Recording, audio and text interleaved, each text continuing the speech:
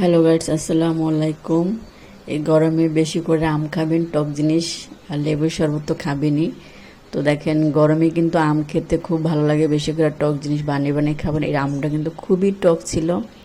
আর আম ভর্তা খেতে শুকনো মরিচ না হলে ভালো লাগে না, তো শুকনো মরিচের সাথে সরিষার তেল আর টক আম যখন তখন তো চিনি দিতে হবে, আর বেশি টক খাওয়া যায় না। তো একটু চিনি দিলে টকটা হালকা থাকে, তো খেতেও মজা হয়। তো নিজেই কেটে নিলাম। আর আম ভর্তা খেতে গেলে যত আম বেশি পাতলা করে কাটবেন, তত বেশি হাত দিয়ে মাখা দিলে ভেঙে যায়, একদম সফট হয়ে যায়। তখন মানে খেতেও ভালো লাগে, গিলে গিলেও খাওয়া যায়। আর বেশি চাবাইতে গেলে দাঁত কিন্তু টক হয়ে যায়, ভাত খাওয়া যায় না। যার কারণে আপনি পাতলা করে নেবেন বেশি, যার কারণে বেশি বেশি হাত দিয়ে মাইখা মাইখা একদম ভেঙে ভেঙে করে লাগবেন। অল্প একটু দেখছেন কতগুলো আম নিয়েছি, হাত দিয়ে মাখতে মাখতে অল্প হয়ে যাবে।